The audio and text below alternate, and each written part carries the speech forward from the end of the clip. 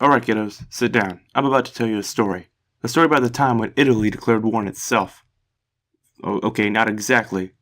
You see, back in 1325, when this story takes place, there was no such thing as Italy. Well, there was. Italy was still a place, just not a nation. At least not yet, if you get what I'm saying. Back then, parts of Italy were part of the Holy Roman Empire, which is an entire video on its own.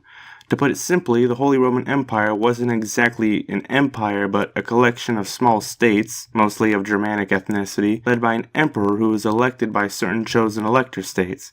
For most of its lifetime, the Holy Roman Empire was led by the Habsburgs, who inhabited Austria.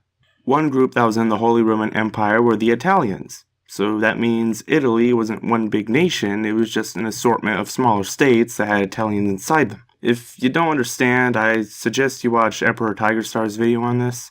The Holy Roman Empire is one giant mess on its own. Anyway, back on topic. I've already introduced you to the Holy Roman Empire, but now I need to tell you about the Pope. You see, back in the day, there was a nation led by the Pope called the Papal States.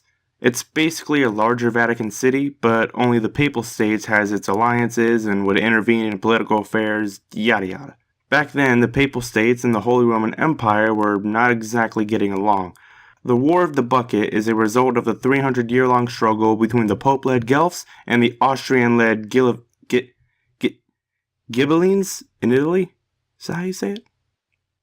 I don't know. Continue.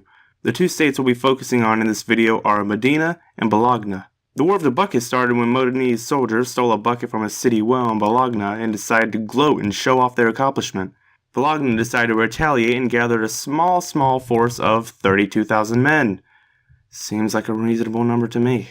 They marched to Zappolino to meet nearly 7,000 Modenese men in a conflict. The battle lasted a grueling couple of hours, with nearly 2,000 deaths, and ended in a Modenese victory. 2,000 people died for a stolen bucket. You can even find the bucket in a museum to this day in all of its glory.